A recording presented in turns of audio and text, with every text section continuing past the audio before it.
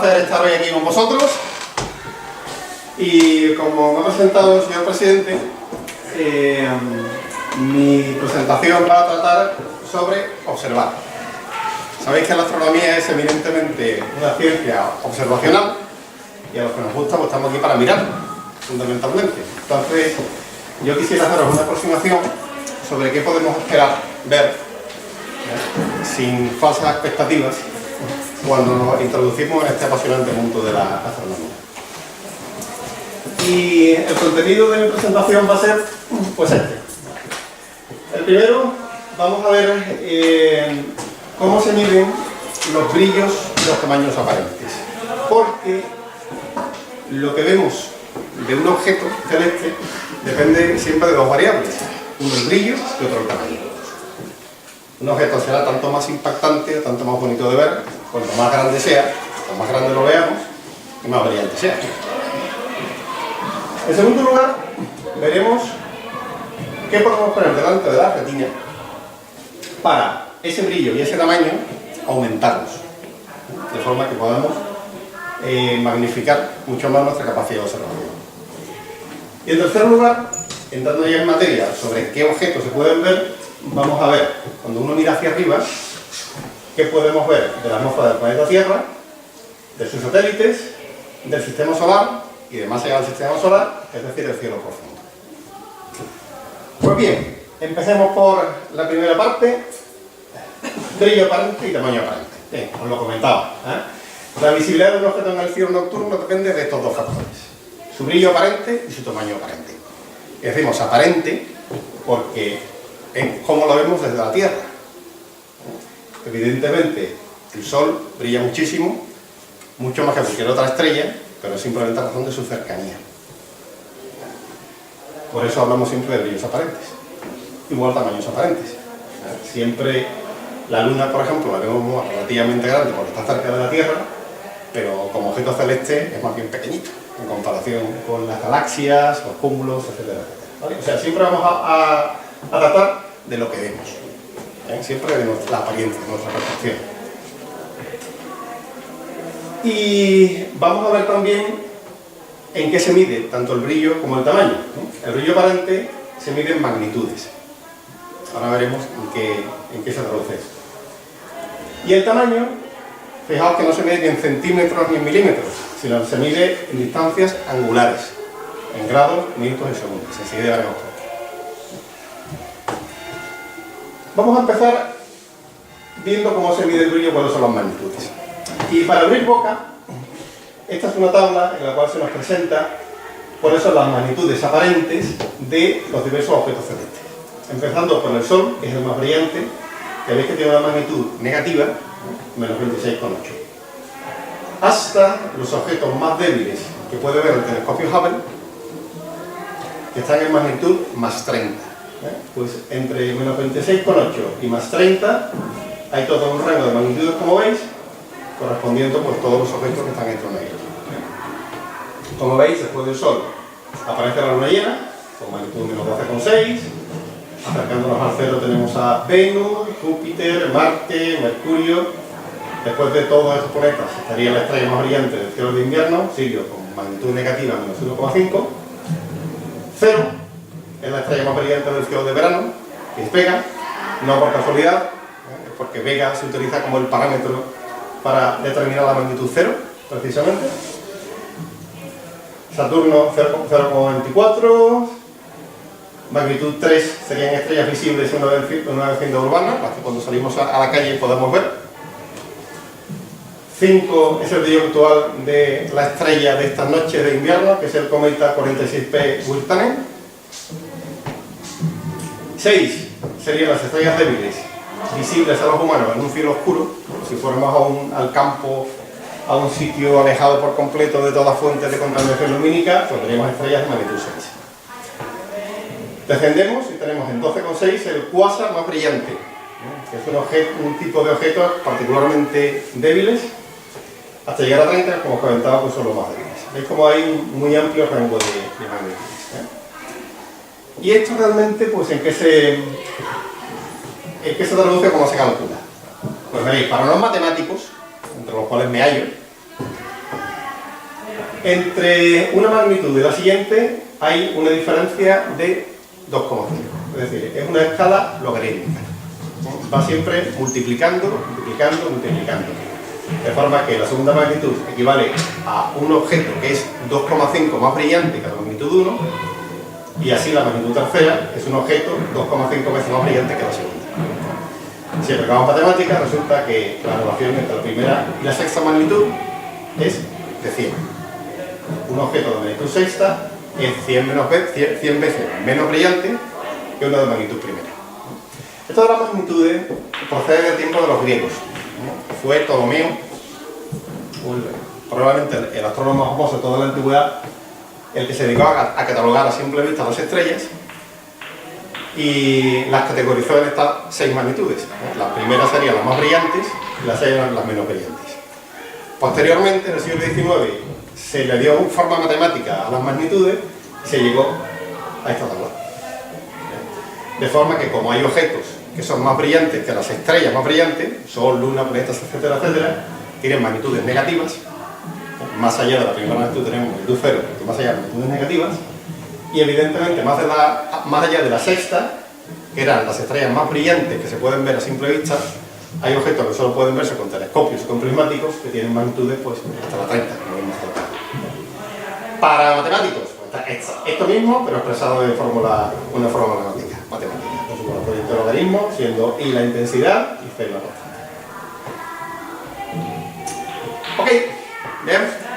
Por situarnos y descender a lo concreto, ¿vale? Cuando miremos al cielo y vemos estrellas, lo normal será que veamos entre magnitudes menos 4, que es el máximo brillo de Venus, la estrella de la mañana o el lucero de la tarde, y si estamos en la ciudad veremos hasta magnitud 3, las estrellas más brillantes, las estrellas más débiles que podemos ver en la ciudad serían magnitud 3 aproximadamente, y si llegamos al campo, tenemos buena vista y un cielo muy oscuro, podríamos ver hasta magnitud 6. A partir de ahí, telescopios prismáticos.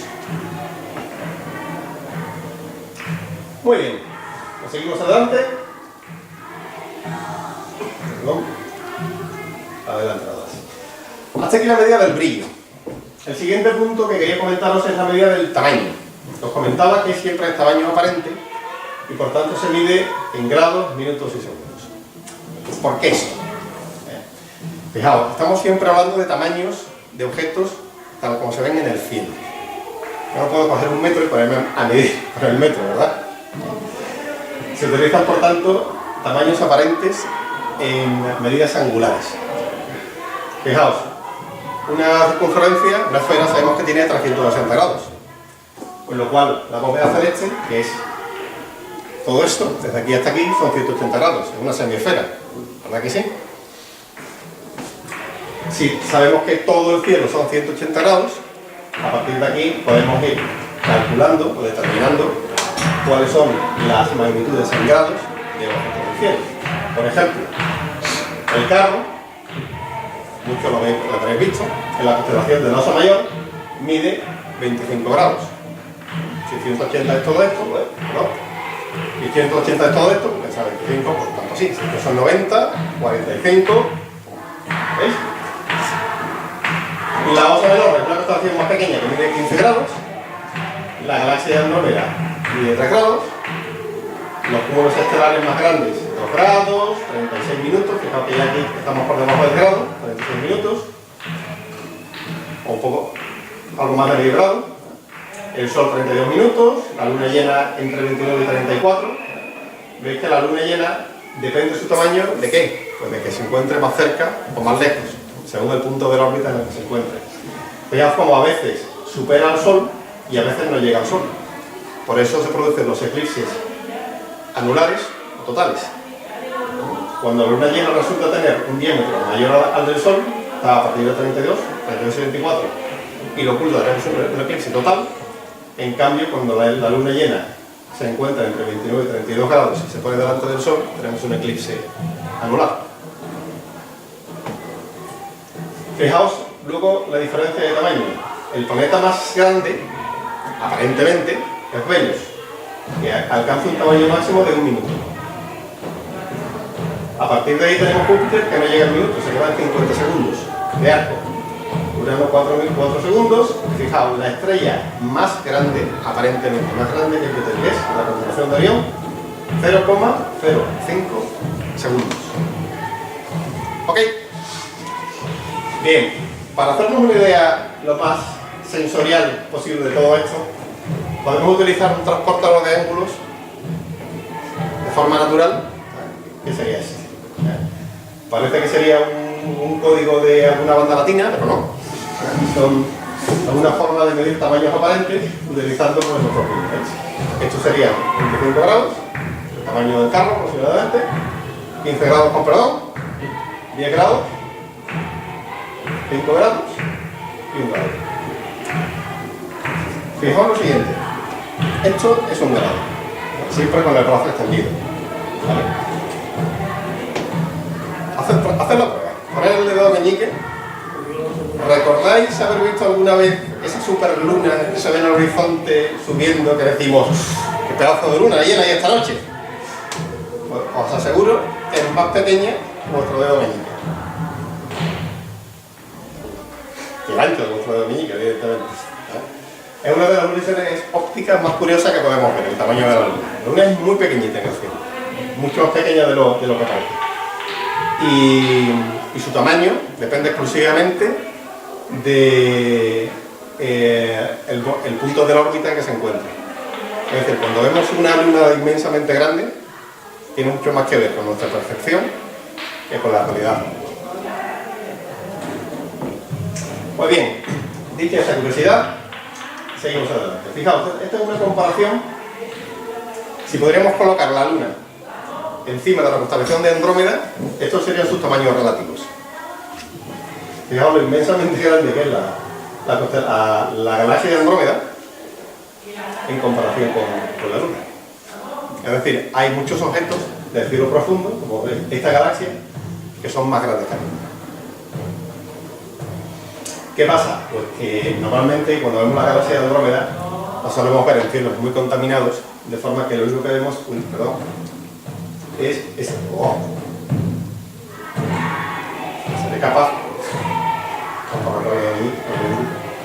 Solo vemos esta parte. Esa es la cuestión. Cuando la vemos con un buen cielo oscuro y con ayuda óptica, con los prismáticos por ejemplo, ya empieza a verse con más parecida a todo esto.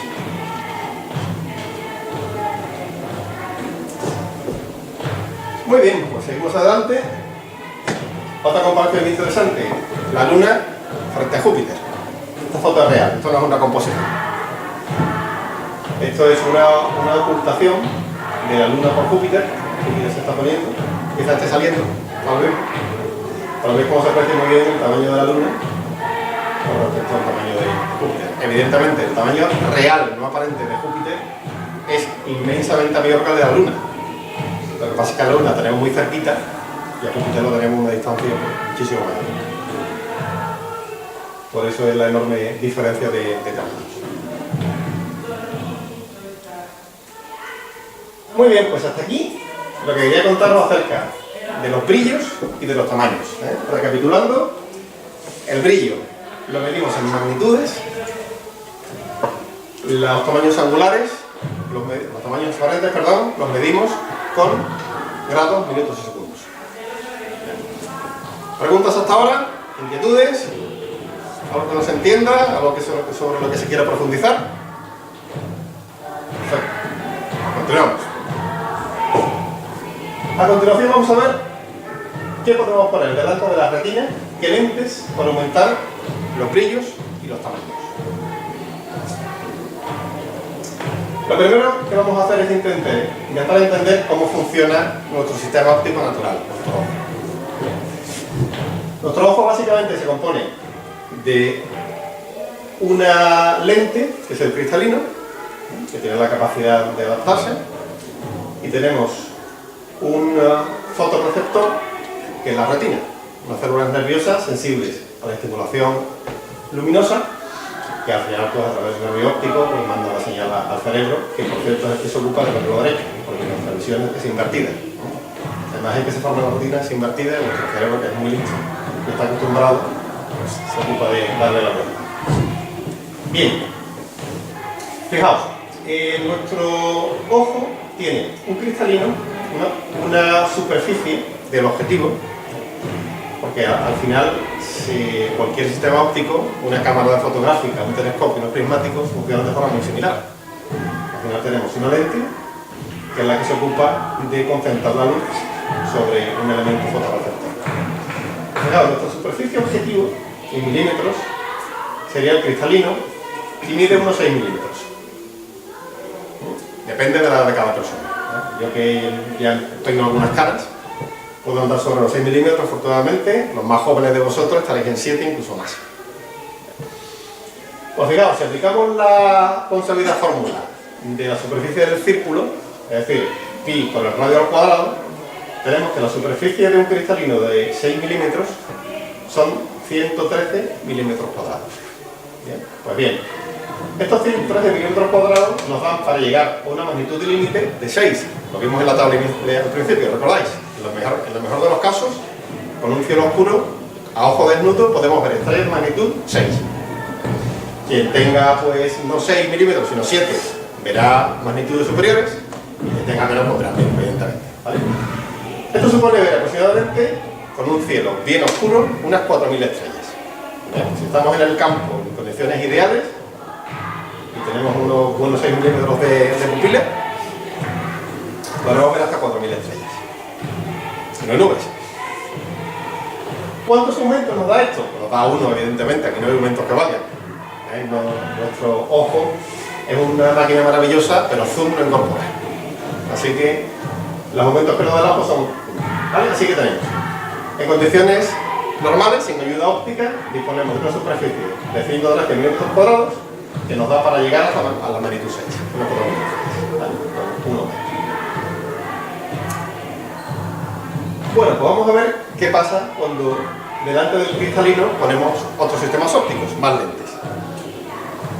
Vamos a ver qué pasa cuando ponemos prismáticos. Os adelanto que en la sesión de mañana José Luis Aspí os contará en mucho más detalle pues, cómo funcionan unos prismáticos, sus características, cómo se mide su aumento, cómo se mide su tamaño, cómo utilizarlo, etcétera, etcétera. ¿Vale? Yo solo voy a comentaros que los prismáticos, igual que el ojo, disponen de una lente, como el cristalino, que cuanto mayor sea, más capacidad tendrá para concentrar luz y por tanto nos permitirá llegar a mayores magnitudes estelares. Fijaos, si tenemos en el cristalino una superficie de 6 milímetros, en unos prismáticos de 60 milímetros, tanto así, ni grande ni pequeño, tenemos 60 milímetros, por tanto, multiplicando por pi elevado al cuadrado, nos da una superficie de 11.309 milímetros cuadrados. Fijaos la enorme diferencia, como aquí hay un cuadrado, esto explica que el cristalino tengamos solo 113 milímetros cuadrados y aquí sembrado tengamos pues 11.309. Una enorme diferencia. Pues esto nos permite llegar a una magnitud límite de 10. En otras palabras, mirando por los prismáticos podemos ver en condiciones ideales de cielo oscuro, no 4.000, sino 300.000 estrellas. Fijaos la enorme diferencia en capacidad en términos de ver objetos débiles que nos proporcionan unos prismáticos. Pero es que además el prismático incorpora unos aumentos. Este sistema de lentes que tiene no solo proporciona una mayor capacidad de ver objetos débiles, sino también una mayor capacidad de ver objetos pequeños en el cielo. Y nos multiplica por 10 el tamaño de los objetos. Significa que la luna, por ejemplo, la veremos pues no así, sino multiplicada por 10. Lo que antes se veía como medio grado, ahora se ve como 5 grados. ¿Veis? Muy bien, estos son los prismáticos, ¿vale? No os lo he comentado, pero 10 por 60 significa 10 aumentos y 60 milímetros de diámetro de la lente. Así es como se miden o como se enuncian los prismáticos. Y estos prismáticos 10 por 60 serían unos prismáticos, bueno, ni grandes ni pequeños para hacerlo. Bien. Pues seguimos adelante y vamos a ver qué pasa cuando en lugar de unos prismáticos ponemos un telescopio. Un telescopio, pues igual, ni grande ni pequeño, de aficionado, de 200 milímetros. ¿Bien? Una cosa así. El típico reflector newtoniano, uno de los telescopios más estándares de los aficionados. Bien. Pues igual, lo que tenemos es un espejo primario, en lugar de una lente, en este caso es un espejo, pero los principios son los mismos, que en este caso ya no son ni 6 milímetros ni 60, son 200. Aplicando la fórmula, pues tenemos que la superficie son 125.664 metros cuadrados, con lo cual podemos alcanzar una magnitud de 14. Con lo cual podemos ver, echándole tiempo, 20 millones de estrellas.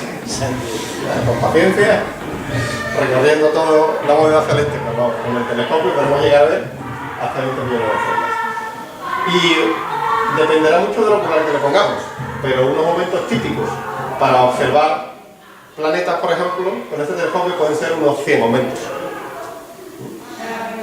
Con lo cual multiplicamos por 100 el tamaño angular aparente de los objetos que vemos. Lo cual nos permite ver realmente a Júpiter o a Venus o a Marte del tamaño en que vemos normalmente a la Luna. ¿Ok? ¿Se entiende? Pues muy bien. Pues hasta aquí la segunda parte de la presentación, que era las lentes que hacemos por delante de la retina para aumentar el brillo y aumentar los tamaños. ¿Vale? Hoy se trata únicamente de hacer que los objetos pues, destaquen más, aumentando su brillo y aumentando su tamaño, que es de lo que se trata. Ver cuanto más, mejor. Bueno, ya he visto la parte más teórica, vamos a ver cuando veremos hacia arriba qué podemos ver. Intentaré hablaros de cómo se puede ver cada uno de estos objetos y fenómenos, tanto a ojo desnudo como mediante prismáticos y mediante telescopios, ¿no? Porque la película cambia bastante. Y veréis, os hablaré primero de la atmósfera del planeta Tierra, luego de sus satélites, sistema solar y cielo próximo. Empezando por los fenómenos propios de la atmósfera del planeta Tierra, que es la parte, digamos, más cercana de la astronomía, nuestro propio planeta. Pues fijaos, en la atmósfera del planeta Tierra podemos ver los siguientes fenómenos. Primero, el cielo azul, de día incluso. Es un fenómeno astronómico. Es como si la Tierra fuera nuestra nave espacial y estuviéramos mirando por la escotilla. ¿Qué pasa? Pues evidentemente, de día lo que vemos es el cielo azul. ¿Es porque no hay estrellas? No, las estrellas están detrás. El único problema es que el brillo del cielo es tanto de día, la luz dispersa por la atmósfera es tan intensa que es más brillante que cualquiera de los demás objetos. Con algunas excepciones, porque sabiendo dónde mirar y cómo mirar, hay cosas que se pueden ver de día. Típico ejemplo, Venus. El planeta Venus, incluso a simple vista, se puede ver de día. Complicado. Saber dónde está, perfectamente en el cielo, y en segundo lugar enfocar la vista, porque hay que enfocar el infinito, cosa a lo que no estamos muy acostumbrados. Entonces, ya os digo, el cielo azul es el principal objeto astronómico. ¿Sabéis por qué se ve azul? Hay muchas teorías. Hay una teoría que dice que es porque refleja la luz, el color de azul del mar se refleja en el cielo. Falso. El motivo por el que vemos el cielo azul es porque la luz se dispersa. Bueno, si la luz se dispersa y la luz es blanca, porque la luz del sol es esencialmente blanca, aunque veamos el sol de color amarillo, si miramos hacia el sol veremos que es absolutamente blanco. Es cierto que el Sol es una estrella amarilla, si la viéramos desde otro planeta, ¿vale? Pero visto desde la Tierra esencialmente es blanco, ¿vale? Su luz la podemos considerar blanca. ¿Qué pasa? Sabéis que la luz blanca está compuesta por 7 colores, o 7 colores del arco iris. Y sucede que no todos los 7 colores se dispersan por la atmósfera del mismo modo. El que más se dispersa, ¿cuál es? El azul. Por eso lo que vemos aquí es aquella luz dispersa por la atmósfera, luz que choca con las moléculas de aire, que se dispersa y que como la que más se dispersa es la luz azul, vemos el cielo de color azul. ¿Bien? ¿Qué pasa cuando atardece y empieza a verse de color rojo, porque eso pasa, ¿verdad que sí? Los atardeceres son de color rojo. Pues lo que pasa es que el Sol está bajando. Al bajar, la cantidad de atmósfera que se encuentra es mucho mayor que cuando está arriba del todo, ¿no? Pensad que la atmósfera viene a ser como un casquete esférico. Cuando miro hacia arriba, atravieso poca atmósfera. Cuando miro hacia el lado, atravieso mucha más atmósfera. Estoy viendo a través de una mayor cantidad de aire, una mayor masa de aire. Pues bien, la luz que nos llega a través de toda esa masa de aire, llega también filtrada. Pero en este caso pasa lo contrario. La luz que se queda dispersa, bueno, en el fondo es casi el mismo efecto. La luz que se queda dispersa es la luz de componentes más azules. De forma que la luz que nos llega a nosotros en el atardecer es de color rojizo. Entonces se ve el sol rojizo, la nube rojiza, etcétera, etcétera. Muy bien, pues primer objeto astronómico, ¿vale? El cielo azul. Se hace de noche y tenemos el cielo negro. Si tuviera que elegir mi objeto astronómico favorito, diría que es este. Y diría incluso más, que no es un objeto para observar, sino más bien para contemplar. Es una imagen quizá la más inspiradora que podemos encontrar, mucho más inspiradora que mirando a través de un telescopio o de unos prismáticos. Es directamente, es también una experiencia de un intenso contacto con la naturaleza. También esto se almacena en el campo, con lo cual tenemos el canto de los grillos alrededor, la brisa, etcétera, etcétera. Y también es una experiencia que desde la ciudad rara vez tenemos ocasión de contemplar. En la ciudad tenemos una intensa contaminación lumínica y solo podemos disfrutar de un cielo realmente negro cuando vamos al campo, y no cualquier campo, sino un campo además particularmente alejado de focos de contaminación lumínica como las ciudades. Nosotros, la agrupación astronómica, solemos observar, depende de las ganas que tengamos, y depende de los kilómetros que estemos dispuestos a hacer en la noche, pero uno de los sitios más recomendables es por el Cabo de los Azules, a la entrada del parque de los arcos locales, donde hay un cielo, pues, hombre, esto es una foto, y claro, en la foto el cielo se ve muy aparente, pero sí podemos encontrar un cielo por esa zona de calidad más que aceptable, en la cual se han hecho, algunos de los compañeros de la agrupación han hecho fotos excelentes, de calidad pues comparable a la de los grandes maestros de la astrogeografía nacionales, han ganado premios incluso, y todos han sacado de ahí.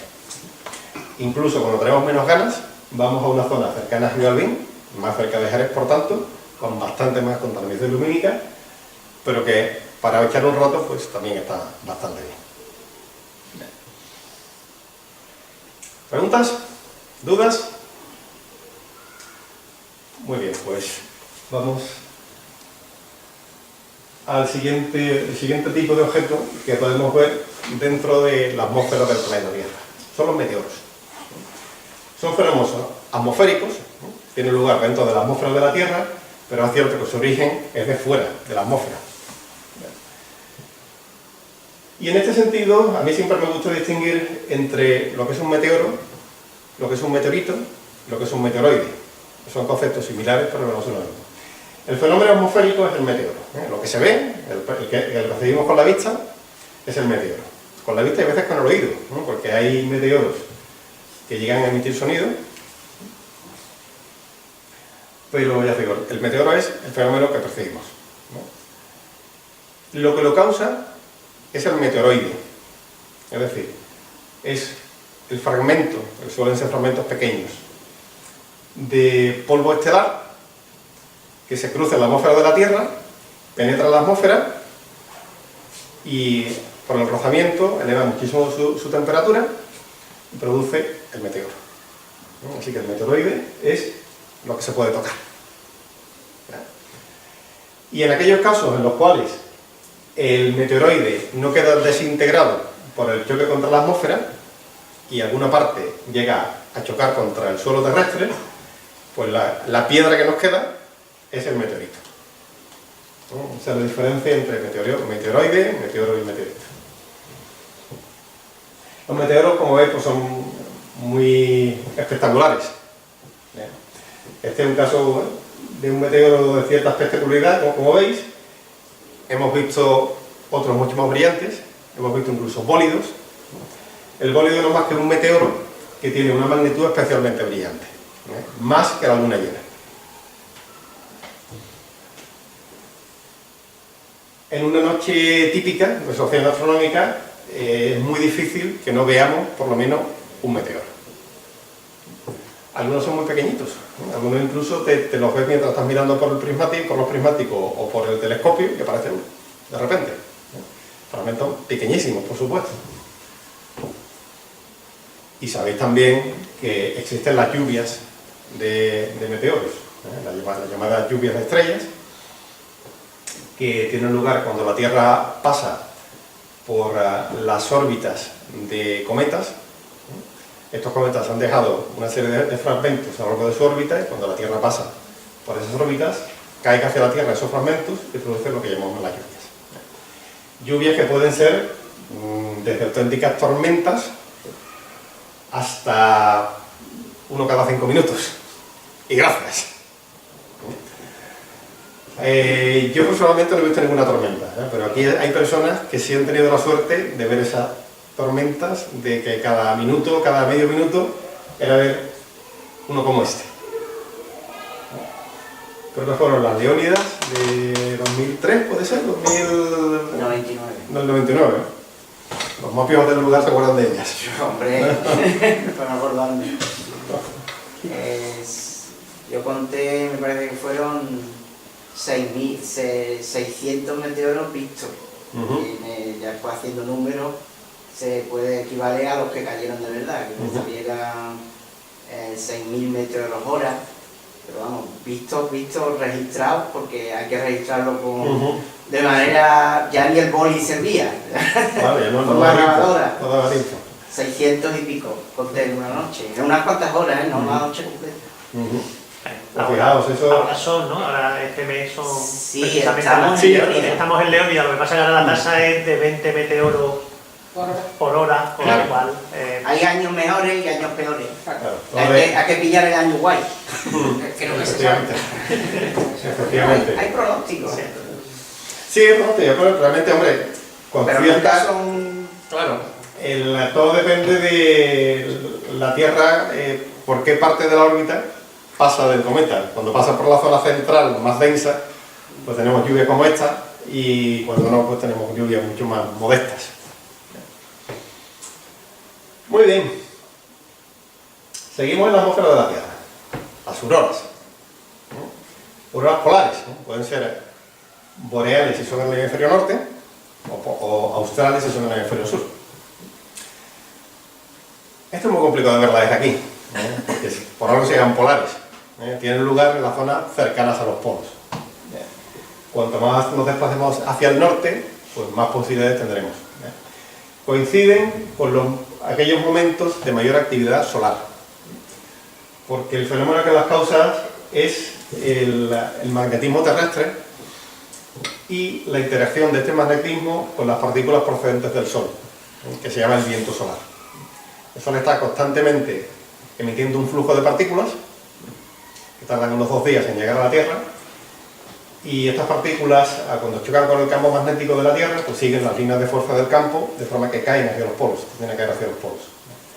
Al caer hacia los polos se concentran, chocan contra las partículas, contra las moléculas de aire de la atmósfera, las excitan, y cuando la molécula vuelve a su estado normal, pierde energía y la emite en forma de luminosidad. Esta es la luminosidad que vemos. En casos excepcionales, cuando hay una intensa actividad solar, podemos verlas, incluso se han reportado en latitudes tan bajas como la nuestra. Han llegado a verse. Pero, evidentemente, hacen falta 2 cosas. Primero, una actividad solar muy intensa, y en segundo lugar, un cielo bastante oscuro. No creo que ninguno de aquí vamos a ver auroras desde aquí, en nuestra vida. No son nada... En Galicia y por ahí a veces sí ¿Dónde? que se llegan a ver, ¿no? En Galicia, Asturias y tal sí que se llegan a ver a veces.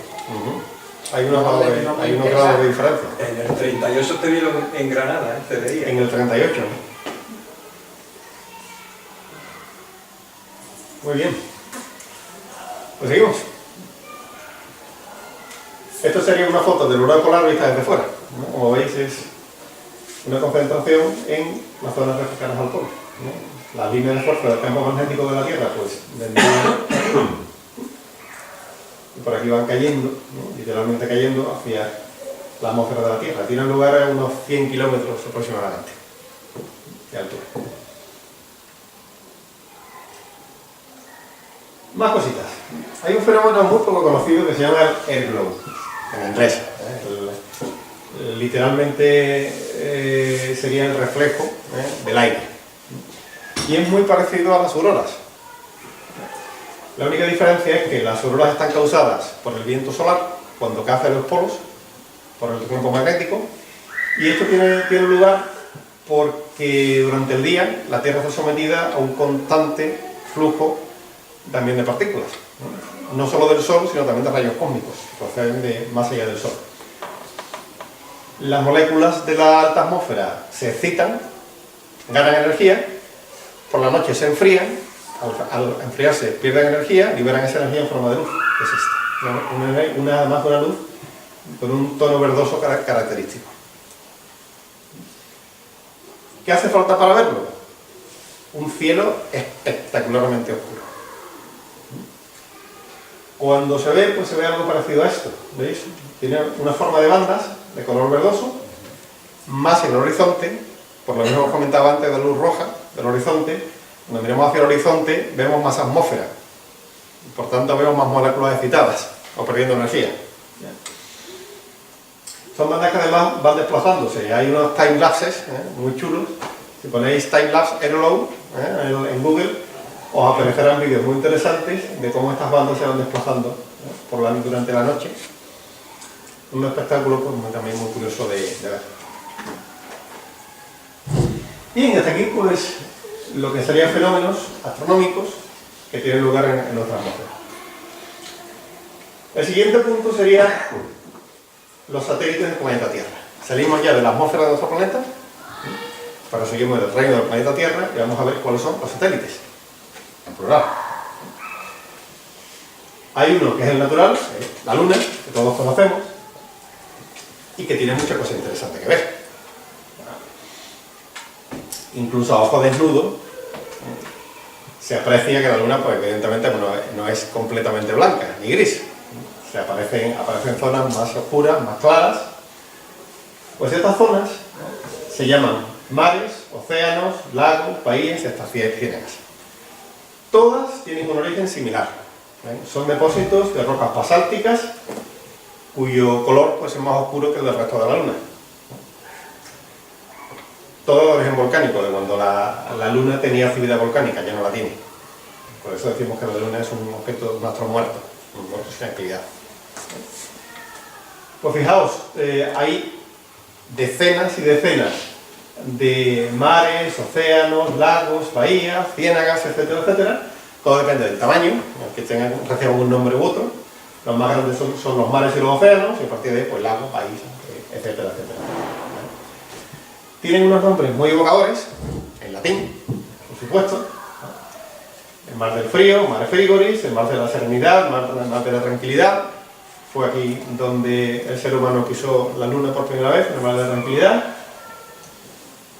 Otros son nombres de estados de ánimo, mar de las crisis, ¿no? Mar de la fecundidad, mar del néctar, mar de los vapores, mar de los humores.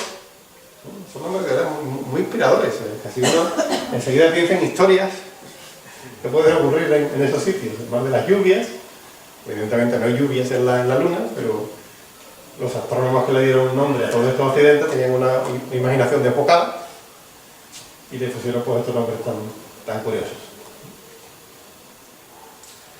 Luego tenemos los cráteres, ¿no? Los típicos cráteres de la Luna, que quizás son los accidentes lunares más conocidos y que más destacan.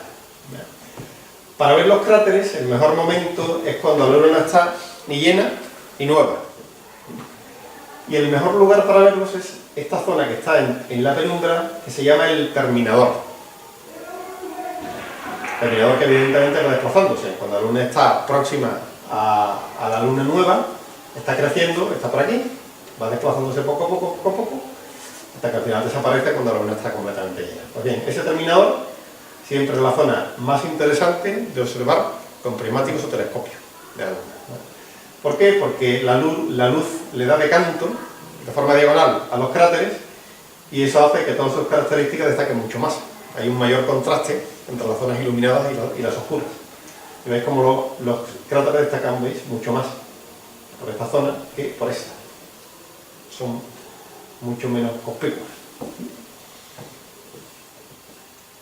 Esto sería un primer plano de algunos de los cráteres de la Luna, en las cuales pues, se ve mucho mejor cuál es su estructura.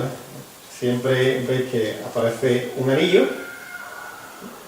Todos los cráteres se han formado por impacto.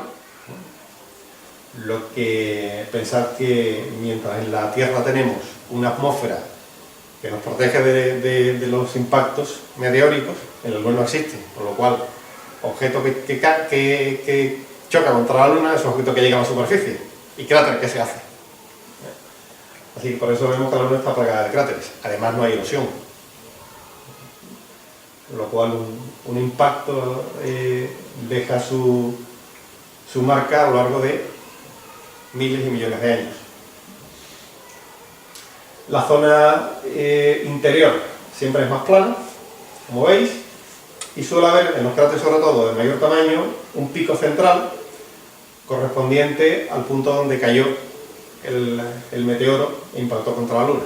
No sé si habéis visto cuando una gota cae sobre un líquido, ¿no? Veis que la zona central pues siempre pega un botecito, pues ese es el botecito que ha pegado la superficie de la Luna cuando impactó contra ella el objeto que dio lugar a este cráter. Veis también como dentro de cráteres hay cráteres también, los cráteres más grandes, cuando otro objeto ha chocado dentro de él, hemos producido un subcráter, por así decirlo. Y aparte pues hay multitud de pequeños cráteres que no se ven mediante telescopios, pero que están ahí.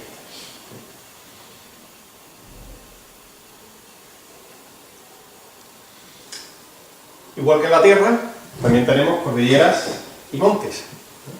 La Luna tuvo también su periodo de orogénesis, de formación de montañas, mediante lo cual, igual que en la Luna, se formaron cordilleras, se formaron valles entre las cordilleras, se formaron montes. Montes que suelen tener nombres iguales a los continentes de la Tierra. Hay unos Apeninos, hay unos Alpes, y veis que algunos de ellos son muy visibles. Esta imagen de la Luna no está demasiado aumentada y se aparece perfectamente aquí esta cordillera con su primer plano correspondiente. Por supuesto, esto mide centenares y miles de metros, aunque desde aquí no se aprecia con toda claridad, pero son montañas altísimas. Igual que en la Tierra, tenemos también rimas y fallas. Las rimas vienen a ser unos surcos, muchas veces serpenteantes, no por agua, sino por otros diversos agentes de la erosión de la Luna, y también existen fallas. Aquí tenemos un ejemplo de una falla. Son más complicadas de ver, son más pequeñas, hace falta un telescopio ya con bastantes aumentos y paciencia, ¿no? Pero se disfruta mucho identificando todos estos accidentes teniendo a mano un buen mapa de la Luna. Una buena aplicación para el móvil, por supuesto, que es mucho más práctica que los antiguos mapas en papel. Y ya os digo, se permite ver con mucha claridad, teniendo la aplicación al lado y el telescopio en otro, ver cómo encaja realmente lo que estamos viendo con lo que la aplicación dice que debemos ver. Además, las simulaciones además nos permiten ver el terminador, en qué lugar de la Luna va a estar, y dar una aproximación muy realista de lo que vamos a ver finalmente. Muy bien. Seguimos con los satélites de la Tierra. Hemos terminado con la Luna, con el satélite natural, pero existen otros muchos satélites artificiales. El más vistoso es la Estación Espacial Internacional. ¿Cómo se ve? Pues como una estrella bastante brillante. La Estación Espacial Internacional alcanza una magnitud de 1 aproximadamente. También depende, como todo, de por dónde la vemos. Cuando la estación espacial pasa justo por encima nuestra, por el cenit, por encima de Jerez, la vemos muy brillante. En cambio, cuando pasa más lejos del lugar en el que nos encontramos, sobrevuela no nuestra vertical, sino un lugar más alejado, la veremos pues más hacia el horizonte y con menor luminosidad, con menor brillo. Ya digo, en condiciones óptimas brilla mucho, atraviesa el cielo en cuestión de unos 4 o 5 minutos, se puede prever perfectamente con aplicaciones por dónde va a salir, cuál va a ser su trayectoria, qué brillo va a tener, a qué hora sale, a qué hora se pone, etcétera, etcétera. Y es una actividad astronómica sencilla y muy gratificante. Además se clava, seguro que las aplicaciones son capaces de medir perfectamente y que no fallemos por dónde sale y por dónde se va a poner la Estación Espacial Internacional. Esto es una foto, como podéis ver, de una exposición de aproximadamente 1 minuto, en la cual pues, se ve la trayectoria y ve cómo efectivamente es mucho más brillante que el resto de las estrellas que están en el fondo. Y evidentemente la estación espacial brilla no por luz propia, sino por la luz que sus paneles solares reflejan del Sol, a diferencia de los aviones.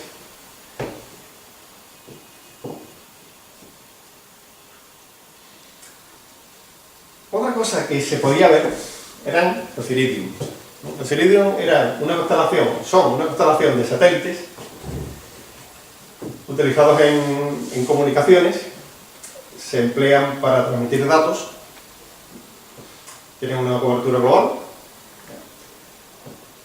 y se da la circunstancia de que tenían unos paneles solares especialmente reflectivos, como espejos.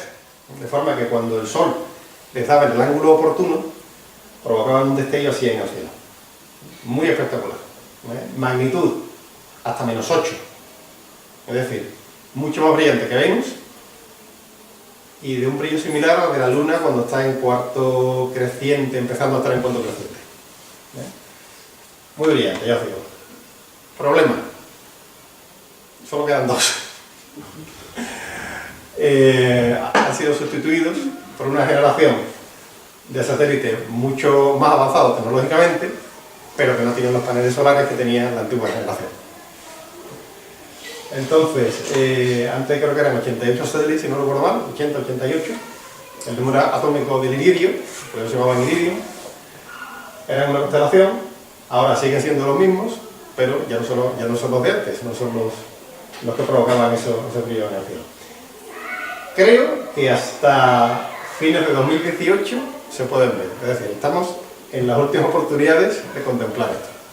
Y se pueden ver todavía, las aplicaciones nos lo dan, hay una página en la referencia para este tipo de cosas que se llama Heavens Above, o cielos arriba. Si buscáis Heavens Above en Google, lo daréis rápidamente con ella. No solo sirve para calcular iridium, también la Estación Espacial Internacional, otros satélites, fragmentos incluso de satélites, estación espacial, todo ello nos lo da esta página. Y nos dará pues, también pues, cuándo podemos ver los pocos iridium que todavía están en el cielo.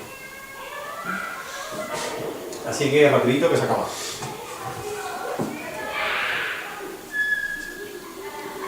Bien, hasta aquí lo que son los satélites naturales y artificiales del planeta Tierra.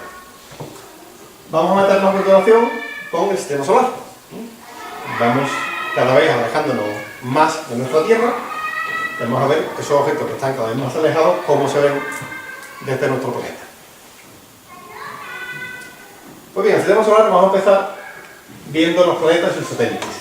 Empezamos por el más brillante de todos, que es Venus. Conocido como la estrella de la mañana o la estrella de la tarde, vespertina o matutina. ¿Por qué por la mañana o por la tarde? Pues depende en qué lado del Sol se encuentre. Venus es un planeta interior, significa que está de la Tierra hacia el Sol. Y eso significa, por tanto, que siempre vamos a verla en las cercanías del Sol. Al estar girando alrededor del Sol y estar nosotros mirándolo desde fuera, digamos, siempre vamos a verlo a una distancia angular del Sol relativamente cercana. Eso hace que solo se vea cerca del Sol, por tanto, por la mañana, por la tarde. Cuando el Sol acaba de ponerse o cuando el Sol todavía no ha salido. Actualmente se ve por la mañana y se ve bastante brillante. Esta foto es interesante porque nos da una comparación del brillo de Venus con respecto a Mercurio, que es el otro planeta que se ve ahí.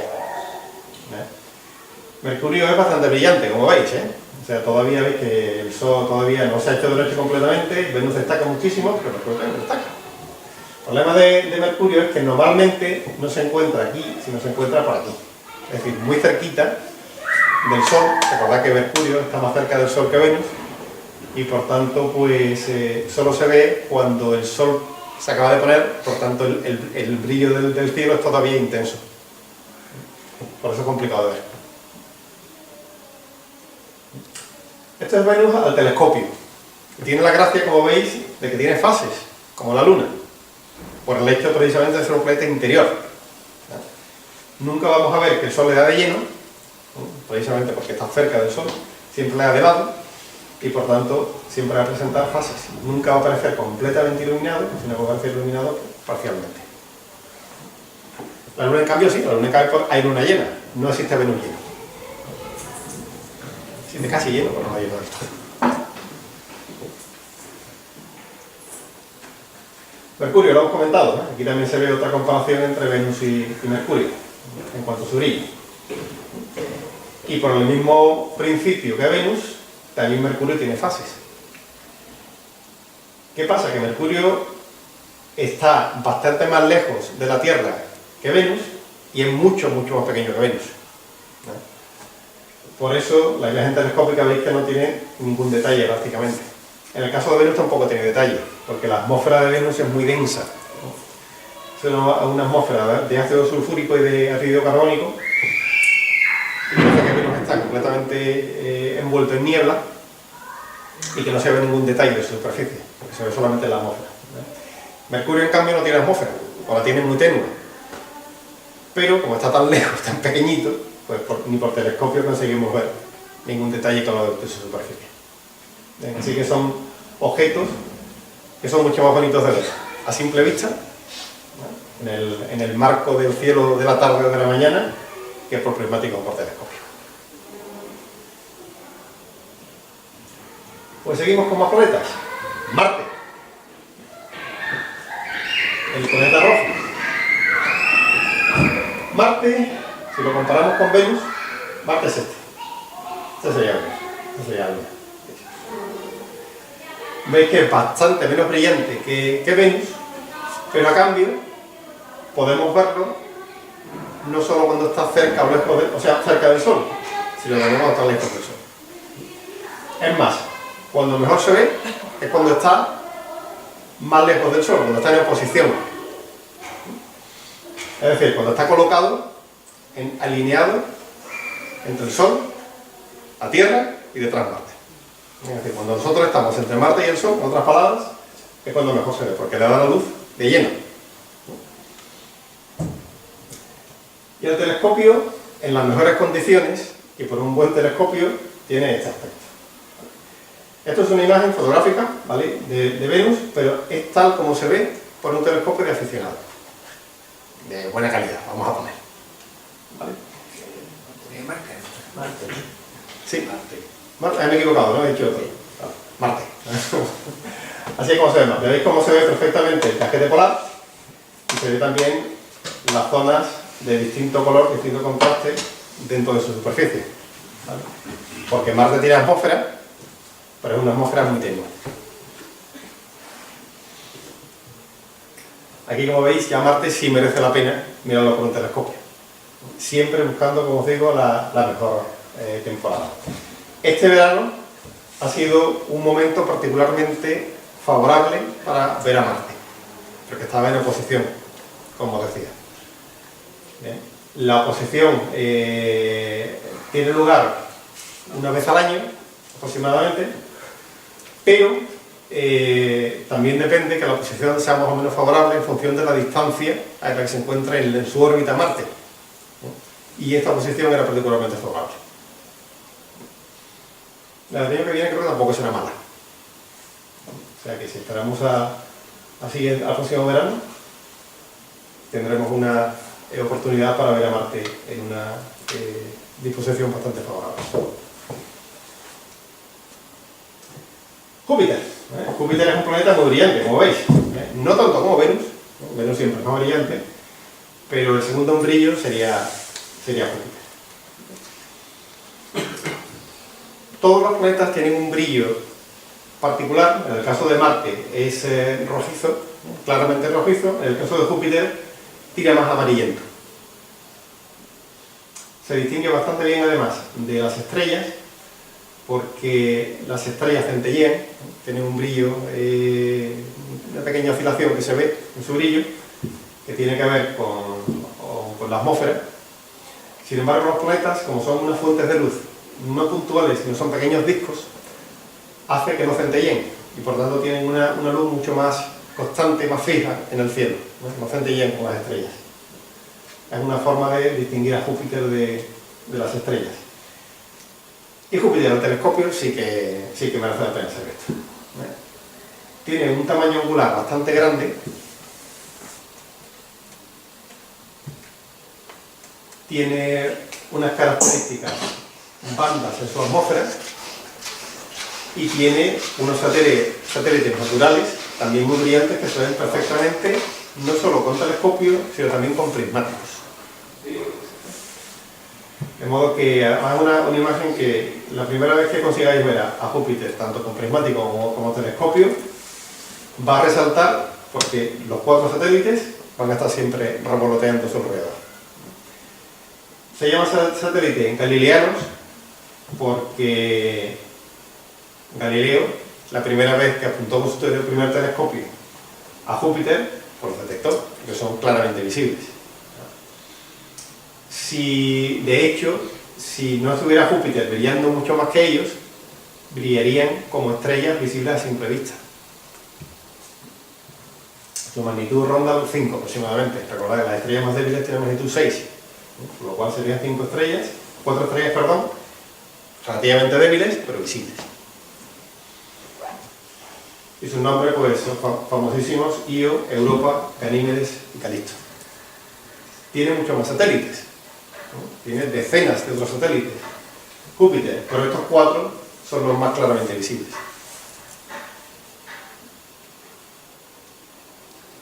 Saturno. Así es como veríamos Saturno a simple vista, muy brillante también, comúnmente incluso más brillante que Marte, no tanto como Júpiter. Un color similar al de Júpiter, amarillento, y es famoso, ya lo sabéis, por sus anillos. Esta es una imagen de Saturno mediante un telescopio también aficionado, en la cual se puede ver perfectamente las bandas, se aprecian, se intuyen las bandas de su atmósfera, igual que tenía banda Júpiter, y también se aprecia incluso, como veis, la división entre los anillos.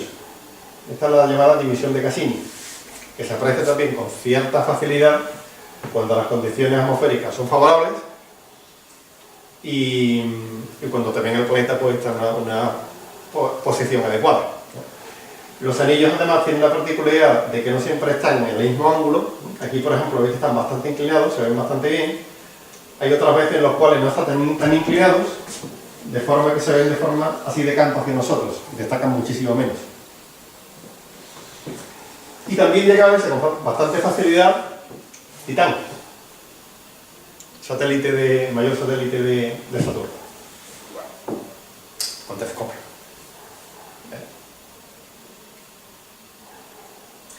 ¿Preguntas?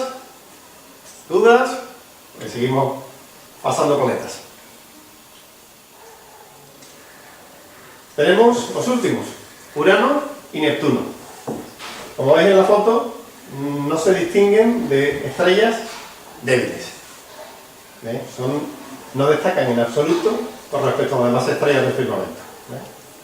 Si no sabemos dónde mirar y cuáles son absolutamente indistinguibles de cualquier estrella. Cuando miramos por prismáticos, siguen siendo estrellas, no se aparece disco alguno, empieza a verse que tiene un color que no es el de una estrella. El color de Neptuno es un color azulado, azulado cian, por darle un nombre apropiado al color. ¿Y cómo se ven al telescopio? Pues nada que ver, ningún interés. Se llega a ver que son discos, con dificultad, pero todo lo que veis, como veis, una mancha, pues azulita. Y eso es todo. La única satisfacción es decir, oye, he visto a Urano y a Neptuno. Son relativamente fáciles de ver. Sí, como habéis visto, tienen un brillo parecido al de una estrella, tienen un color que hace que se distingan con cierta facilidad del resto de las estrellas, por lo cual son relativamente fáciles de ver. Bueno, pues con esto hemos completado los 8 planetas del Sistema Solar, incluyendo la Tierra, vista desde dentro. Nos faltarían lo que no son planetas, sino lo que se llaman planetas menores, planetas enanos. Vesta, Ceres, Palas y todos los demás. Lo que se llama tradicionalmente asteroides. Aunque hoy el término asteroide no es un término, digamos, que tenga carácter oficial dentro de la ciencia astronómica. Son todos aquellos objetos que no llegan a ser planetas, pero que están dentro del Sistema Solar. La mayoría están en una zona que se llama el cinturón de asteroides, en órbita entre Marte y Júpiter, aunque hay muchísimas excepciones. Los más brillantes pueden verse algo parecido a Neptuno y a Urano. La diferencia es que Urano y Neptuno tienen una atmósfera con ese color característico azulado, mientras que estos planetas no tienen ese color característico y se ven pues, como si fueran estrellitas. Igual, básicamente como estrellitas. Por telescopio no llega a hacerse disco. Y luego ya para nota tenemos los llamados transneptunianos. Mientras los asteroides están de Neptuno para adentro, los transneptunianos, como su nombre indica, están de Neptuno para afuera. Hay muchísimos. Están Plutón, Eris, Haumea, ya no tienen los típicos nombres de dioses griegos y romanos. Tienen nombres de dioses de otras mitologías, hawaiana, polinésica, etcétera, etcétera. Con las excepciones de Plutón y Eris, que sí son dioses de la mitología griega. Haumea, Makemake, Huaar, Sedna y todos los demás. ¿Cómo se ven? Como estrellas muy débiles y solo con telescopios muy potentes. Solo los muy frikis hacen cosas como esta, de determinarlos, señalarlos. De todas las estrellas, eso no es una estrella, eso es Plutón, y estas son sus características. Así que, más allá de la satisfacción de haber logrado verlos, visualmente nos parece, la verdad es que nos parece mucho.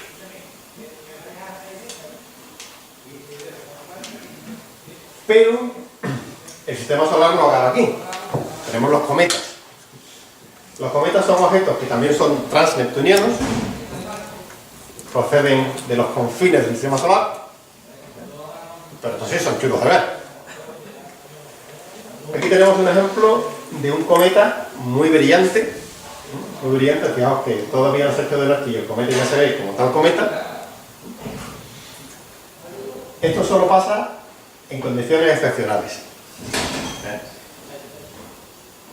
Vamos a decir que de media, una vez cada 10, 15, 20 años, podemos encontrarnos con un cometa espectacular como este. ¿Qué pasa? Que en los últimos decenios, aunque hemos tenido cometas como este, resulta que no se han visto desde nuestras latitudes. Los últimos grandes cometas espectaculares se han visto desde el hemisferio sur. Vaya suerte. Además no uno, sino varios. Pero bueno, confiemos en que llegue el momento, dentro de nuestro espacio vital, o tiempo vital, en el cual podemos encontrarnos con un cometa pues, de estas características. No obstante, constantemente está habiendo cometas en el cielo. Cuando digo constantemente significa prácticamente todos los años. Si utilizamos telescopios, sabemos dónde mirar y tenemos cierta pericia a la hora de mirar, podemos en cualquier noche prácticamente ver una cometa. En este momento tenemos suerte. Tenemos un cometa en el cielo que no es de los espectaculares, que no es que se pueda ver espectacularmente a ojo desnudo, pero sí llega a verse a ojo desnudo. Eso sí, estaba un poco en el límite, lo cual no es muy espectacular. Pero aquí sí merece la pena utilizar prismáticos o incluso mejor telescopios. Esta es una imagen telescópica del 28 de noviembre del cometa 46P Wirtanen. ¿Qué tamaño tiene esta imagen? Pues estos son 3 grados por 2 grados. ¿Recordáis? Medio grado, ¿verdad? Por lo cual veis que el cometa ya es bastante más grande que la luna llena. Aquí alguien, un participante quiere intervenir. Sí, yo precisamente ayer por la noche vi el cometa 46P Wirtanen con un reflector de 40 centímetros de diámetro. De 40 centímetros. Y se ve exactamente igual tal como está la fotografía, ¿eh? O pasa un poquito, no tan destacado que el diante verdoso, ¿Sí? pero muy destacado la parte central con esa nebulosidad alrededor. La nebulosidad, márcalo con esa nebulosidad claramente, se veía claramente, ¿eh? Con esa nebulosidad de color blanquecino, muy blanco y muy resaltable, y me llamaron poderosamente las 3 estrellas que marcan al cometa 46P Wirtanen. Esta y la otra que está, la otra que está más a la derecha. Esta. Esta. A la derecha. A la derecha. Esta. La otra que está arriba, no, a la izquierda, a esta y la de abajo. Estas 3. Enmarcado en este triángulo, clásico triángulo, que me llamó poderosamente la atención, y en el centro precisamente el cometa, con una nebulosidad claramente blanquecina, blanco azulado, o sea, una cosa espectacular. Se ve exactamente igual como se ve en la fotografía.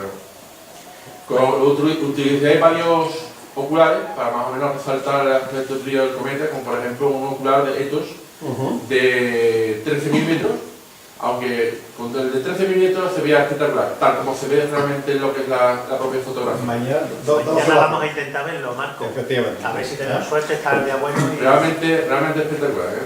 Una cosa tal como se ve en la fotografía, vamos. Varias observaciones. ¿Vale? La primera, aviso a navegantes. La astronomía engancha. Y es fácil que podéis llegar a un nivel de friquísimo similar a aquel del que ha hecho la gala nuestro compañero. Digo que se ve tal como esto, no estoy engañando, ¿eh? O sea, No. Se ve con una luminosidad blanquecina, tirando azul a celestito, con esa intensidad luminosa, aunque no es una cosa mentirosa. ¿Veis la pasión con la que comunica su observación, verdad? Y sobre todo este triángulo de estrellas enmarcado que marca el propio cometa. Todos somos más o menos iguales. Quiero decir, podéis convertiros en esto. Además, solo de noche pasando frío, tío. Efectivamente, encima eso. Desde las 9:30 de la noche hasta las 12, observando 2 horas y media el cometa Y sin ser. y dedicándome estas 2 horas y media y una y otra vez.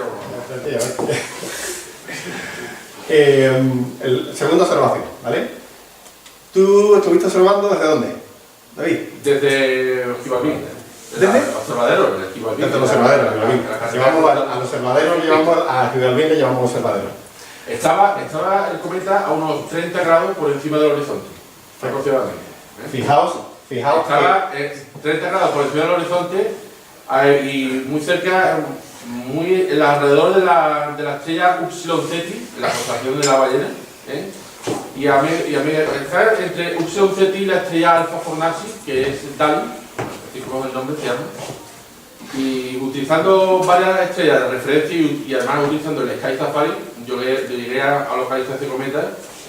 Primero con el buscador de OSO 50, el buscador que es un telescopio pequeñito de OSO 50, pero que era bastante destacable el cometa, tenía aproximadamente magnitud 5,5, y con el telescopio de reflector de 40 centímetros, o sea, de cerca de 2 metros de altura, un telescopio de 2 metros de altura y 40 centímetros de altura, pues imagínate el espectáculo, y tú, exactamente tal como y se ve tu la pupila fotografía. abierta. No, tremendo. Lo que quería decir, esta observación que ha narrado David tuvo lugar en Gibraltar, ¿vale? Un cielo mediocre. Un cielo mediocre. Entonces, Es cierto, ¿qué es lo que podéis...? Disculpa, David. Sí. Voy a terminar. Vale. Vamos, lo que vamos a ver va a ser aquí, ¿verdad? O vamos a irnos viajando. No, aquí. Aquí, ¿verdad? Ah. Con lo cual, las condiciones no serán ni mucho menos esas, ¿no? Porque si es un cielo mediocre, fue un cielo abiertamente malo, urbano, ¿vale? Pero sí, desde luego, las estrellitas de alrededor se podrán ver y a lo mejor no se ve tanto este halo tan claro, pero el núcleo del cometa seguro se verá. Sí. Vale, o sea, que el cometa se verá con seguridad. Ahora hay que decir una cosa, en la parte que va bien estaba el cielo, aunque es un cielo mediano, mediocre, como tú has dicho, pero el cielo estaba más brillante, o sea, Era buena noche. cuenta de que las lluvias anteriores a eso, que el cielo estuviese más limpio. Todo influye en la calidad de la escena. Muy bien, pues sigamos adelante. Con esto concluimos los objetos del sistema solar. Pasamos a ver los objetos de más allá del sistema solar, lo conocemos con el nombre de cielo profundo. Y lo primero, lo más evidente, serían las constelaciones, que se ven a simple vista. Las constelaciones, hay dos formas de referirnos a las constelaciones. Una son los patrones reconocibles, las figuras que podemos reconocer en el cielo que dibujan las estrellas. Esta, por ejemplo, es Leo. Fijaos que la cabeza del león, el león está acostado, el rabito del león. ¿Veis? Es una de las constelaciones excepcionales que se parecen a la figura que describen. Otras, francamente, no tienen nada que ver con la figura o con el dios mitológico que designan. Pero bueno, esa es una de las acepciones que tiene la constelación. La otra acepción es la región del cielo en la que se encuentra ese patrón. Es decir, el cielo, igual que España se divide en comunidades autónomas, pues el cielo también se divide en regiones, que son las constelaciones. Con lo cual, esto sería el patrón que forma Leo, pero la constelación de Leo pues, sería la definida por unos límites que estarían pues, por aquí. Unos límites bien definidos. ¿Vale? Por eso, cuando decimos que, pues, no sé, que Marte se encuentra en la constelación de Acuario, por ejemplo, significa que está en aquella región del cielo delimitada, en la cual se encuentra la constelación de Acuario. Las constelaciones es uno de los patrones que se pueden ver en el cielo negro que os ponía anteriormente. Una de las cosas interesantes de contemplar a ojo desnudo el cielo es identificar los patrones de constelaciones. Una actividad absolutamente sencilla que se puede hacer con ayuda simplemente de una aplicación, que las hay a patadas de todas clases. Antes mencionaba David el Sky Safari, existe en versión de aplicación, relativamente barata, también las hay gratuitas, que se ponen exactamente igual. Luego tenemos los asterismos. Los asterismos serían algo parecido a las constelaciones, son patrones también, figuras. Pero mientras las constelaciones corresponden a esas regiones del cielo que os decía, definidas, los asterismos vienen a ser figuras que por casualidad forman las estrellas en el cielo, que no son constelaciones, que pueden ser más grandes o más pequeñas, pero que también son muy curiosas de ver. Hay un asterismo muy famoso que es el Carro, en la constelación de la Osa Mayor. La Osa Menor también forma un asterismo muy claro, que es el Carro pequeño, ¿no? También llamado. Y este, por ejemplo, es un asterismo bastante más pequeño, que solo realmente destaca cuando se ve mediante prismáticos, que se llama la cascada de Kimball. Cascada de Kimball. Cascada de Kimball. Visto por prismáticos, se ve prácticamente así. Ocupa todo el campo visual y ves que es una alineación de estrellas puramente casual, pero bueno, muy curiosa de ver. Otro asterismo muy famoso que se ve mediante prismáticos, esto es la misma cascada de Kemble, vista a través de un telescopio con pocos aumentos. Es como también se parece con cierta calidad. Y otro asterismo muy famoso es este, la Percha. La Percha. Es que hace honor a su nombre, es una percha. Esta es una fotografía. Está en una parte del cielo, en la propia Vía Láctea, con lo cual se ven muchísimas estrellas en el fondo. Perdón, he pasado así. Y es también un objeto pues muy curioso de ver, fácil de ver, como siempre cuando se sabe a dónde mirar. Seguidamente tenemos las estrellas. Empezando por las estrellas dobles. ¿Por qué las dobles? Bueno, pues son muy bonitas de ver, sobre todo cuando es como este caso, en el cual hay una clara diferencia de color entre los dos componentes. Esta es una imagen de Albireo, de la constelación del Cisne, la cabeza del Cisne. Y solo se puede ver mediante telescopios. Con prismáticos no llega a apreciarse los dos componentes porque están muy cerquitas uno de otro, pero como siempre, sabiendo dónde mirar con telescopio, un telescopio ni siquiera mediano, un pequeño telescopio, y es capaz de resolver los dos componentes. Hay otras estrellas dobles que son muy parecidas al Albireo y que se pueden ver mediante prismáticos. Una de ellas muy famosa también, Omicron Cisne. Muy parecida, también esos colores típicos rojo y azul. Porque las estrellas son de colores, por supuesto. El color de las estrellas incluso se puede apreciar a simple vista en algunos casos, sobre todo las estrellas más brillantes, pero por telescopio se ven con mucho más claridad.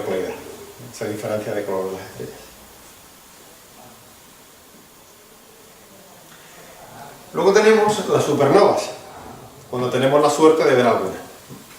Las supernovas son estrellas que revientan literalmente, son estrellas muy masivas que cuando consumen su combustible nuclear es tanto lo que pesan que colapsan sobre sí mismas, y al colapsar pues, provocan una enorme explosión tan brillante que hace que esa estrella de ordinario brille más que el resto de las estrellas de la galaxia a la que pertenecen. Es decir, son unos estallidos tremendos de brillo. ¿Qué pasa? Que normalmente tienen lugar en otras galaxias, con lo cual hace falta telescopio para verlas. La última gran supernova que tuvo lugar en nuestra galaxia hace siglos de ello. Y lo que queda de ella es esto. Este es un objeto de cielo profundo llamado M1, el primero del catálogo Messier, llamado la nebulosa del Cangrejo, porque hay quien quiere forma de cangrejo. Y es lo que se llama un remanente de supernova, el resto de esa supernova que explotó hace siglos. Cuando explotó era visible y era evidentemente la estrella más brillante de todo el firmamento. Y son imprevisibles, con lo cual puede ser que en el tiempo de nuestra vida tengamos la suerte de ver una supernova o no. Esperemos que si vemos alguna no nos coja demasiado cerca. porque una estrella cercana convertida en supernova nos puede literalmente achicharrar. Las posibilidades son remotas. Este es un momento Iker Jiménez. Marco, comentar que los astrónomos aficionados colaboran, los astrónomos aficionados con buenos telescopios colaboran en el descubrir supernovas, y de hecho hace poco la NASA ha publicado de un español de Badajoz, amigo nuestro, Juan Luis González Carballo, que ha conseguido encontrar una supernova que ha tenido una vida muy corta, unos días o así, porque ya tiene magnitud 16 o no sé qué, pero ha sido él el que la descubrió. Y comunicó a los organismos internacionales este hallazgo.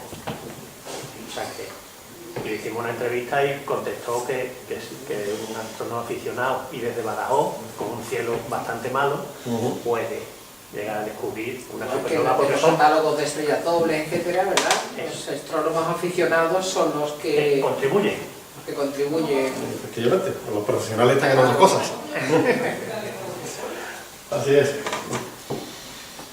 Muy bien, pues si no tenéis comentarios. Oye, perdona, ¿las dobles son las binarias? Sí, son términos sinónimos, binarias o dobles.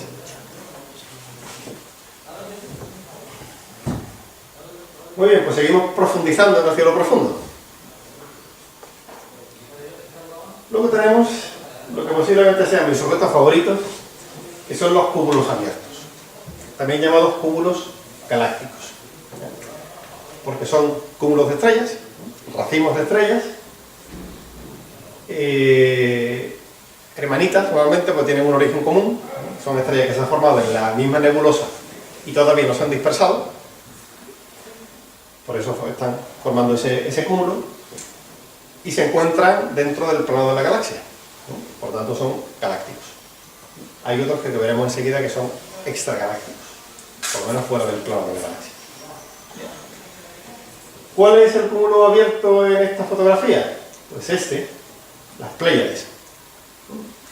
Seguramente el cúmulo abierto más brillante, más bonito de ver de todo el hemisferio norte, en el que estamos nosotros. Las Pléyades, como veis, se ven perfectamente a ojo desnudo. Son 7 estrellas a ojo desnudo, aunque es toda una prueba de agudeza visual el número de estrellas que se pueden ver en las Pléyades. Se dice que los indios en América utilizaban las Pléyades como test visual para medir la agudeza visual de los guerreros. Y esta sería una imagen de las Pléyades, una fotografía. En tamaño es como se vería aproximadamente por unos prismáticos, no en brillo, ¿no? En brillo aquí se ven muchas más estrellas porque es una fotografía, entonces se captan muchísimas estrellas. Pero las Pléyades por prismáticos posiblemente sea una de mis observaciones favoritas de todo el cielo. Aquí incluso fijaos que se aprecia cierta nebulosidad que por prismático no se ve, ni por telescopio incluso. No hace falta una foto para ver esta nebulosidad.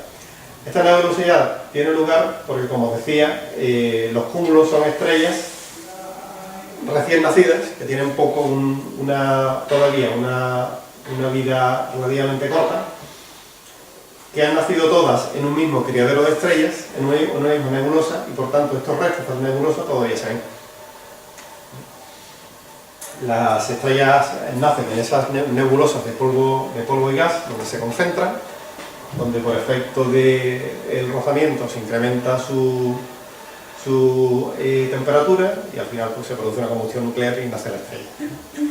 Pues nacen juntas en nebulosas y en los primeros estadios de su vida pues siguen permaneciendo juntas formando esos cúmulos abiertos que veis.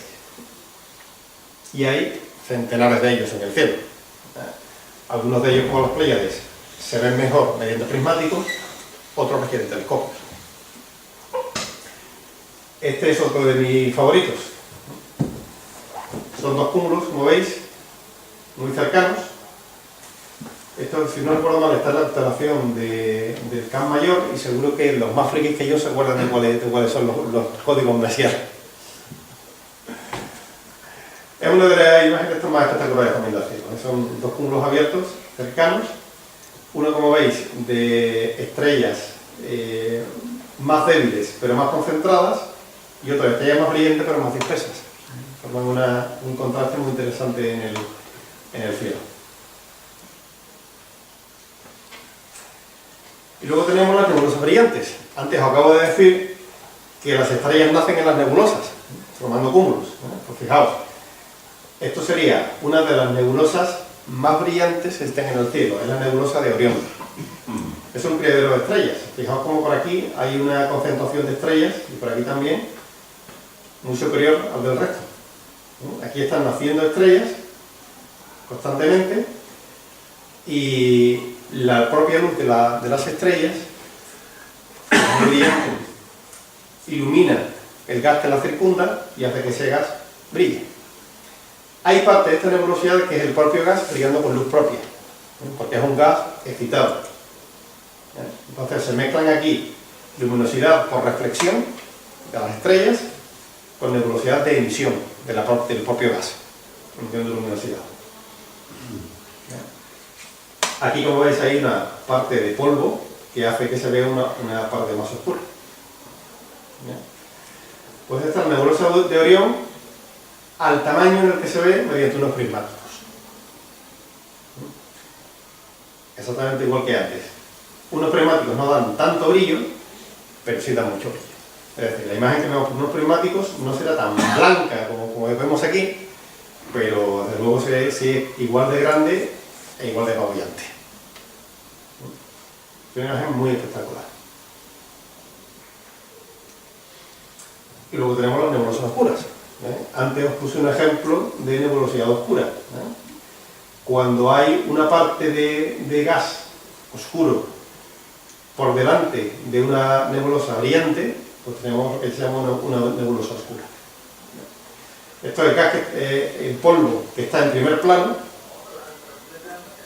ocultando parte del brillo de la nebulosa que tenemos detrás.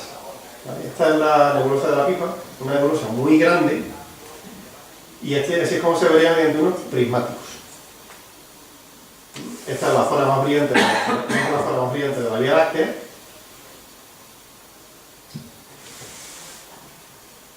Como siempre, unos prismáticos no dan tanto brillo, pero sí permiten apreciar con bastante claridad la nebulosa brillante y la nebulosa oscura en primer plano.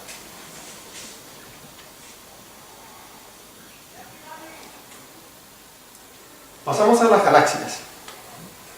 Y la primera galaxia que vamos a ver es la nuestra propia, la Vía Láctea.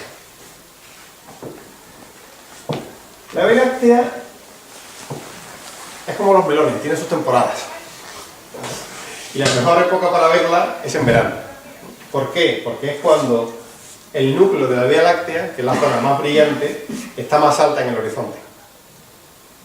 Como vemos en esta diapositiva. ¿Veis? Esta es la nebulosa de la Pipa, por cierto. Esta misma es la que veíamos antes aquí.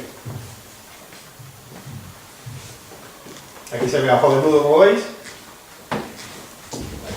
Estos son unas condiciones, sí, para hacer una forma de pipa, ¿no? Sí. Tiene, aquí se ve mejor la forma de pipa, ¿veis? Esto sería en un cielo, pues, con unas condiciones muy favorables, pero es muy parecido a lo que se vería así a ojo desnudo, es como se ve la Vía Láctea, ¿vale? ¿Por qué vemos la Vía Láctea como un camino, como el camino de Santiago? Como una banda de luz a lo largo de todo el cielo.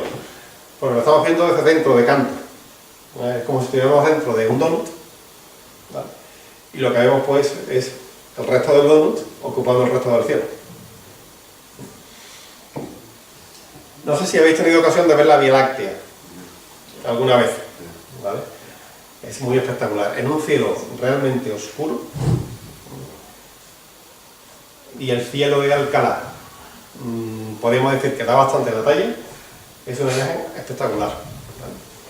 La más espectacular que en la agrupación hemos tenido ocasión de ver, al menos yo, ha sido en Almería, en Calar Alto, un lugar donde hay un observatorio, una por casualidad, donde el cielo tiene unas condiciones especialmente buenas.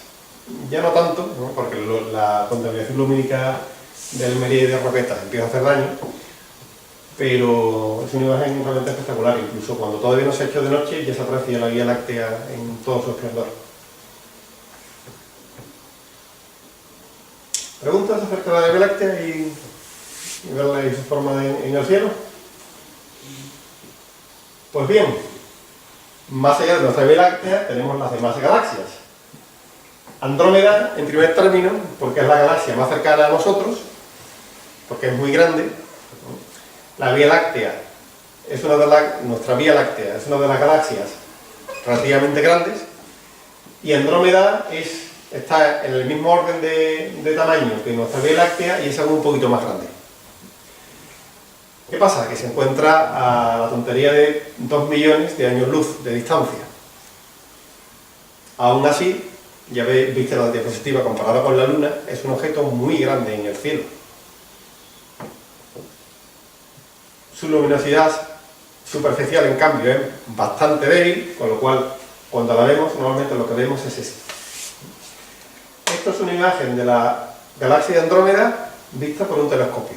Es un dibujo, hecho por un astrónomo bastante artista.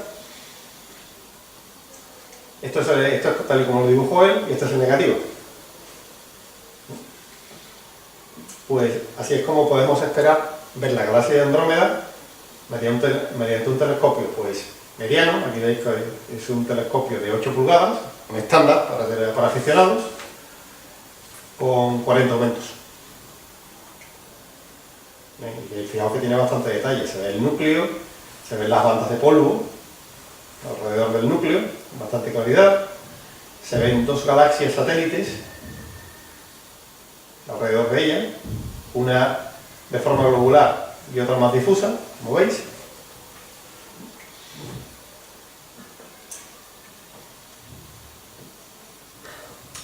Y esta es otra de mis galaxias favoritas, Sculptor. Otra galaxia relativamente grande, no tan grande como Andrómeda, con la particularidad de que tiene cerca de ella un cúmulo globular. Los cúmulos globulares, a diferencia de los abiertos, no están en el plano de la galaxia, sino están revoloteando alrededor de la galaxia. ¿Bien? Y este es un cúmulo abierto que no es de la galaxia de Sculptor, sino que es de nuestra propia Vía Láctea. Lo que pasa es que en la línea de visión resulta que están pues, muy cerquitos uno de otro, por casualidad. En realidad, en esta foto veríamos un enjambre, digamos, de estrellas que son evidentemente todas de nuestra Vía Láctea y están relativamente cercanas a nosotros. Mucho más allá, en los confines de nuestra galaxia, estaría este cúmulo globular, y mucho más allá teníamos la galaxia de Sculptor al orden de millones de años luz. Por situarnos, estas estrellas están en el entorno de los 100 años luz aproximadamente. Esto estaría en el entorno de los decenas de miles de años luz, unos 30.000, 15.000, 20.000, y esto está en el entorno de los millones de años luz. La foto, permitidme que me tire el tronco, es mía. La foto la hice yo en Caladanto, precisamente en Almería. La foto es de 2004, 2003, 2004 aproximadamente.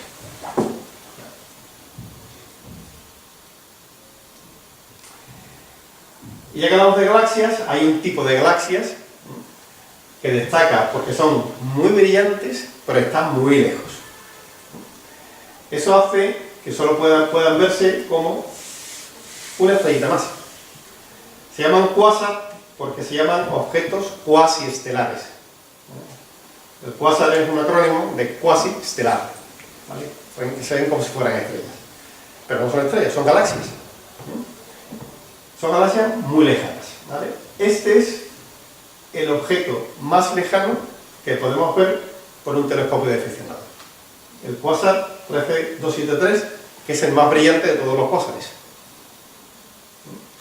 Esto está situado ya no a millones de años luz, sino hablamos ya de miles de millones de años luz. Galaxias muy activas, que si estuvieran cercanas a nosotros brillarían muchísimo, pero resulta que están muy lejanas. Esto ya cielo profundo, pero profundo, profundo. Si seguimos profundizando, en el cielo, ¿qué nos encontramos? El mismísimo Big Bang. Cuando nos desplazamos ya al límite de los 13.700 millones de años luz, que es la edad del mismísimo universo, lo que vemos es el Big Bang. ¿Cómo lo vemos? Pues si encendemos un televisor de los antiguos, de los de rayos catódicos, esta estática que aparecía, una parte de ella, un 2% aproximadamente, de esto que se ve por aquí, son los ecos del Big Bang, en forma de microondas. El Big Bang fue muy brillante, evidentemente. La parte brillante que vemos es cuando empezó a ser brillante, cuando tenía 300.000 años, y por un efecto que se llama el efecto Doppler, está muy desplazado hacia el rojo. Tan desplazado al rojo que ya ha pasado a ser rojo, se ha colado ya en la zona de luz no visible, ha pasado de los infrarrojos, se ha convertido en lo que son microondas. Las mismas microondas, similares microondas, a las que calientan el café en nuestro horno, son los ecos que vemos en el Big Bang, lo que se llama la radiación de fondo de microondas. Y como esto es lo más lejano que podemos ver, con esto finaliza mi presentación.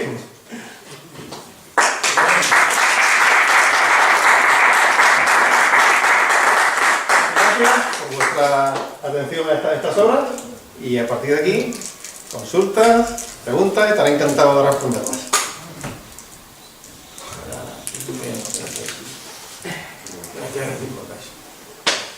Nada, muchísimas gracias.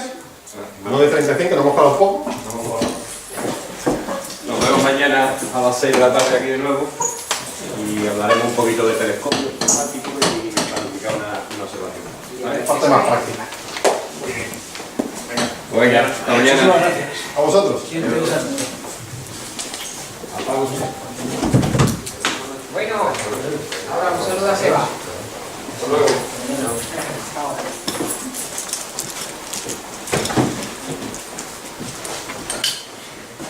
Muy bien. Al infinito.